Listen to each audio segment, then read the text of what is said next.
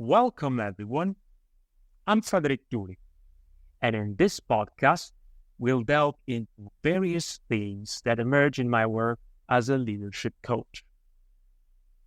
Today, we're tackling the pervasive concept of crisis, which seems to be everywhere in our modern world. Crisis, both collective and individual, has always been a part of human existence. But in today's society, it feels more omnipresent than ever. From climate change to technological advancements, we are bombarded with challenges that demand our attention, personally and professionally. In this episode, we'll explore the nature of crisis, its impact on our lives, and how it ties into the concept of the meaning crisis, as proposed by Professor John Vervaeke, and how Viktor Frankl proposed it is possible to say yes to life despite all its difficulties. Let's start by defining what a crisis is. Originating from the Greek word krisis, crisis denotes a decisive moment, often characterized by intense difficulty or danger. Crises can emerge at both collective and individual levels, encompassing a range of challenges from environmental issues to personal struggles. At the heart of a crisis lies several key elements. The good, or what is at stake if a decision is not taken immediately. The term good, I think, provides a relational observation of the value of the same or system that is undergoing change and, in that, impacting on the relation itself. The context in which the crisis exists. That is, the relationships that tie together the good that is threatened in its current integrity with the person that are going to be affected by it and need to take a decision about it.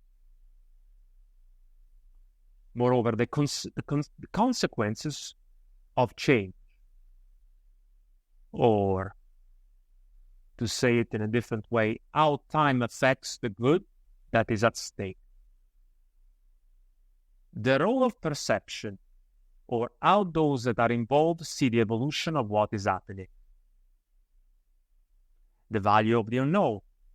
That refers to the unforeseeable consequences that changes to the good will have on those bound to it if the crisis is not addressed.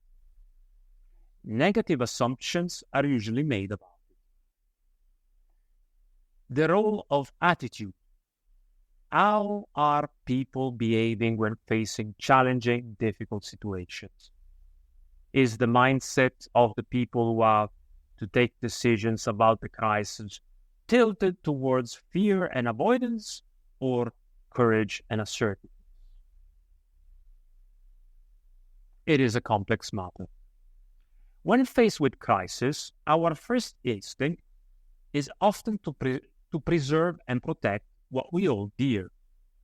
We strive to maintain the integrity of what we value and our identities in the face of uncertainty and time limitations. However, crisis also demands adaptation. It pushes us to embrace new circumstances and reevaluate our priorities. There is a clear tension between, on one side, behaving in a way that protects what we value, the good, and on the other side, accepting that these may lose their integrity, partially or completely, and being at the same time open to something new.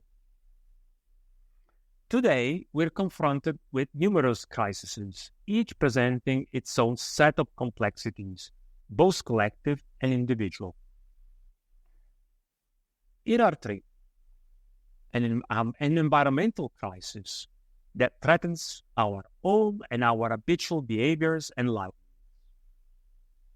A political crisis in which fragmentation threatens the legitimacy of long-time held institutions, and with that, the security that it takes in orienting oneself in life. An economic crisis and the risk of losing one job, and the livelihood from the advent of artificial intelligence, and so on and so forth. Each of these crises present uncertainty about the consequences as a core element of them. Moreover, there is an involvement at a personal level in which one's worldview and perspectives, defining one's life, are constantly threatened by the disintegration of orders of systems, the scale of which are perceived as out of reach individually or even collectively. I found this book, Zombies in Western Culture, a 21st Century Crisis, quoted by Professor Vervaeke, a cognitive scientist at the University of Toronto, who suggests that beneath these surface challenges lies a deeper existential crisis, a crisis of meaning. But what are the goods that are at stake in this meaning crisis? To illustrate this concept, Professor Vervaeke and the other authors of the book draw parallels between the popular portrayal of zombies and our collective sense of disorientation and despair. Zombies are fictional characters in horror stories. The horror genre aims at showing to its readers or viewers images dwelling in the unconscious and allowing emotions of fear and anxiety to emerge. The fears are usually catalyzed by monsters, vampires, aliens, and yes, zombies. But what is a zombie? And why is this relevant to our reflections about crisis? To answer this, I'm going to refer to the book Zombies in the West, a book from John Vervaeke, Christopher Mastropietro, and Philip Michalowicz. In the insightful analysis provided in the book, zombies emerge as more than just the shambling horrors of pop culture. They become a mirror reflecting the fractured soul of modern humanity. Imagine a world where meaning is a rare commodity, where the fabric of society frays with each passing day. Here, zombies rise from the depths of our collective subconscious, embodying the desolation of our existential crisis.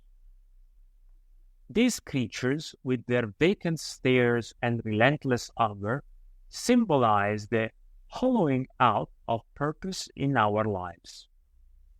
They invade our world without rhyme or reason, a stark contrast to the calculated schemes of traditional villains. Unlike them, zombies have no grand design, no ulterior motive. They simply exist, like a specter haunting the ruins of our civilization.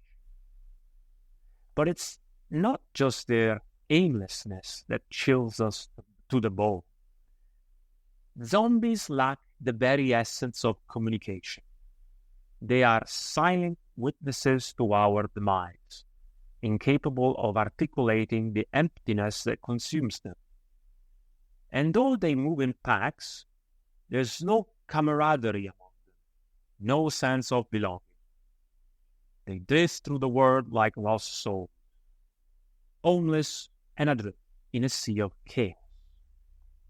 Their insatiable hunger, devouring everything in their path, speaks volumes about our own insatiable desires. But unlike us, they never find satisfaction. They are trapped in a perpetual cycle of consumption. Their gnashed teeth, a grim reminder of our own voracious appetites. And then there's their appearance, grotesque, repulsive, yet eerily familiar. They wear the guise of humanity like a mask, but there's nothing human about them. They are the antithesis of everything we hold dear: dignity, empathy, connection. In their presence, we confront the darkest corners of our soul, the parts of ourselves we rather keep hidden. But perhaps the most unsettling aspect of zombies is their lack of evil intent. They are not driven by malice or cruelty, they simply exist, oblivious to the havoc they wreak. They are like forces of nature, indifferent to the suffering they cause. And yet, despite their mindlessness, zombies pose a terrifying threat. Their very touch is contagious, spreading their affliction like a plague.